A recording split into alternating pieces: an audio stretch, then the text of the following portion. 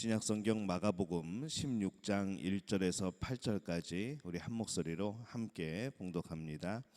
안식일이 지남에 막달라 마리아와 야고보의 어머니 마리아와 또 살로메가 가서 예수께 바르기 위하여 향품을 사다 두었다가 안식 후 첫날 매우 일찍이 해 돋을 때에 그 무덤으로 가며 서로 말하되 누가 우리를 위하여 무덤 문에서 돌을 굴려주리요 하더니 눈을 들어 본즉 벌써 돌이 굴려져 있는데 그 돌이 심히 크더라.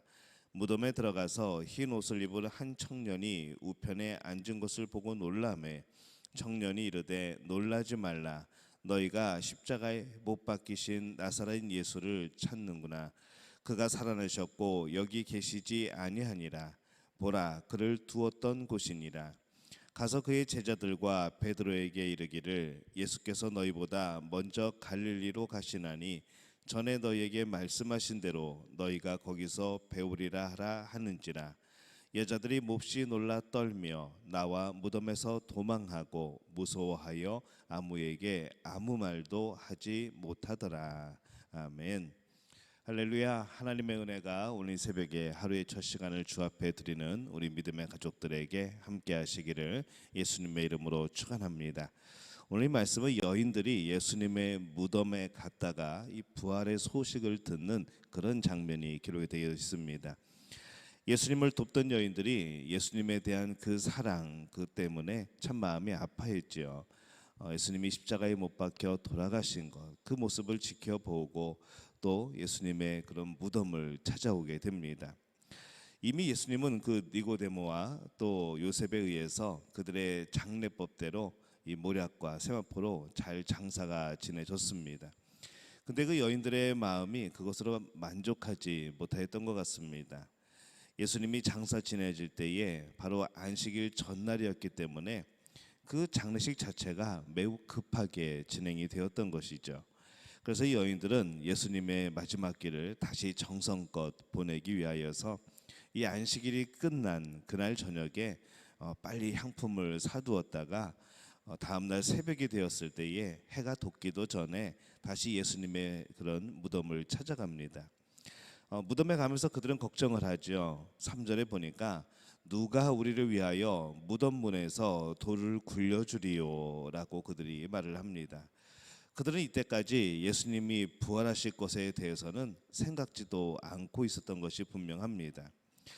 또 그들이 무덤에 도착하였을 때 근데 이 무덤 문이 열려 있었습니다. 앞에서는 이 무덤 문을 누가 열어줄까 고민을 하면서 걱정하면서 그렇게 갔는데 가보니까 무덤 문이 열려 있는 것이죠. 더 놀라운 것은 예수님의 시신도 없습니다. 대신에 이 흰옷을 입은 청년이 우편에 앉아 있었다 성경이 말씀을 합니다. 그러니까 하나님의 말씀을 전하죠. 6절에서 7절에 보면은 그가 살아나셨고 여기 계시지 아니하니라. 보라, 그를 두었던 곳이니라. 가서 그의 제자들과 베드로에게 이르기를 예수께서 너희보다 먼저 갈릴리로 가시나니 전에 너희에게 말씀하신 대로 너희가 거기서 배우리라. 이렇게 말씀을 합니다. 이 예수님은 자신이 말씀하신 대로 부활하셨고 또 말씀하신 대로 이제 그들을 만나기 위해서 갈릴리로 먼저 가신 것이죠. 이 모든 것이 다 말씀하신 그대로 이루어집니다. 이 제자들과 이 여인들이 다 그 말씀을 사실 들었습니다. 여러 차례 들었죠. 하지만은 그들이 그것을 기억하지 못하고 그것을 믿지 못하고 그렇게 있었습니다. 이 부활이라고 하는 것은 때로는 그렇게 믿기 힘든 또 그런 복음이기도 합니다. 이 하나님께서 말씀하신 것에 대해서 여러분들은 얼마나 믿고 계십니까?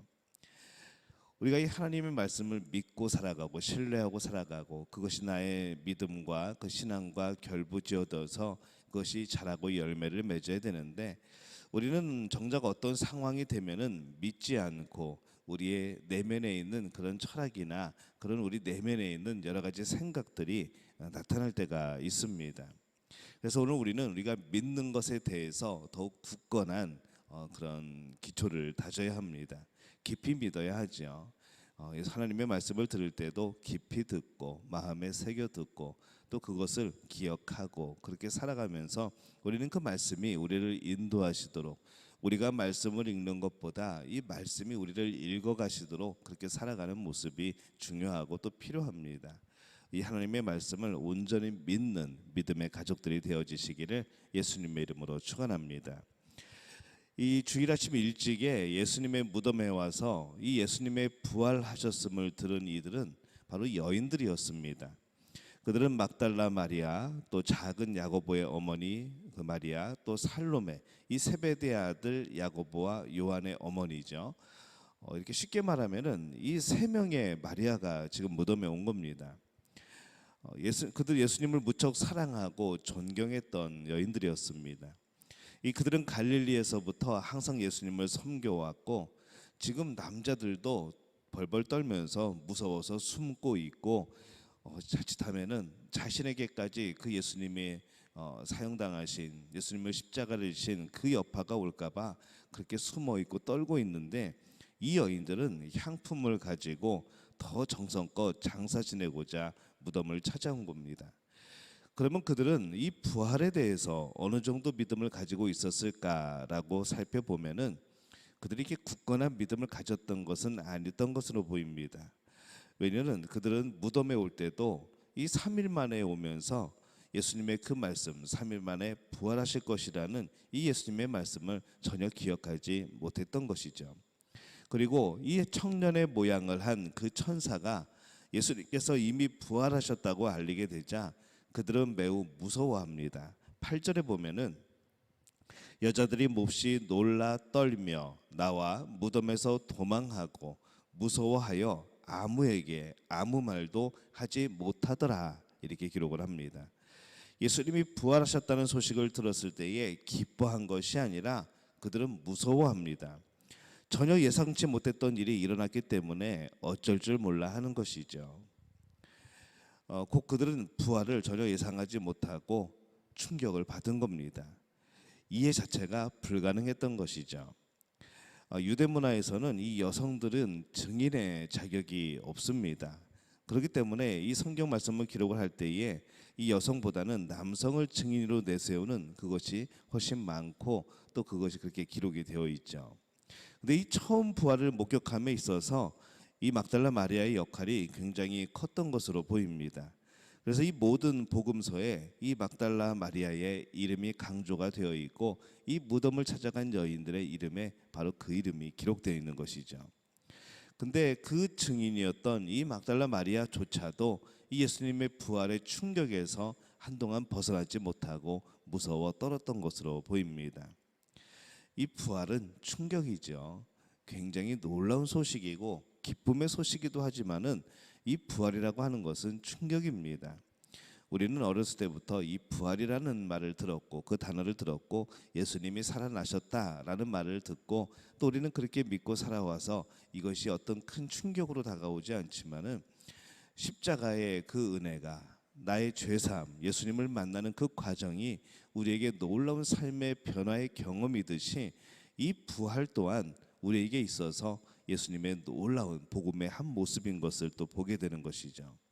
이 부활도 우리들이 정말 변화되고 정말 놀라움 가운데 고백해야 되는 그런 복음의 한 부분입니다. 오늘날 사람들은 너무 쉽게 받아들이고 또 너무 쉽게 그것을 잊어버리고 등 돌려버립니다. 조금 더 깊이 이 부활에 대해서도 우리가 이 나름대로 우리 마음속에 충격이 있어야 되는 것이죠. 또 그것을 진정으로 믿고 그 부활이 예수님의 부활의 이후에 이제 우리의 부활도 된다는 것을 믿게 되는 것, 우리는 그 믿음이 더욱더 굳건하여져야 되겠습니다. 부활에 대해서 예수님께 많이 들었고 예수님을 사랑했던 이 세 명의 마리아들이 모두 실제로는 부활에 대해서 믿지 못하였고 잊어버렸고 그들은 두려워하였다는 것을 우리가 오늘 말씀 속에서 봅니다. 오늘날 우리는 어떨까요? 이 많은 사람들이 부활을 아는 것 같지만은 사실 잘 모릅니다. 그런 인상을 받는 것이죠. 사람들이 조금 더 이 부활에 대해서 깊이 고백하고 이것도 우리가 복음의 한 부분으로 고백하는 그런 모습이었으면 좋겠습니다.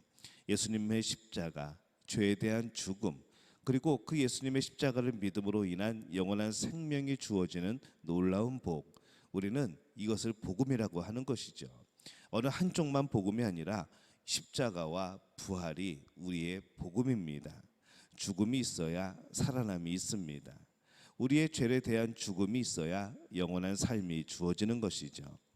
오늘 여러분의 이 부활에 대한 복음, 이 복음 속의 부활을 여러분들은 어떻게 경험하고 있습니까? 어떻게 그것을 고백하고 있습니까? 예수님의 부활은 그것으로 끝나는 것이 아니라 곧 우리의 영원한 생명, 우리의 영원한 부활인 줄로 믿습니다. 우리 말씀을 기억하면서 그 생명이 우리 안에 있음을, 우리는 날마다 이것을 경험하고 살아가고 있음을 고백하는 우리 믿음의 가족들이 되어지시기를 예수님의 이름으로 축원합니다.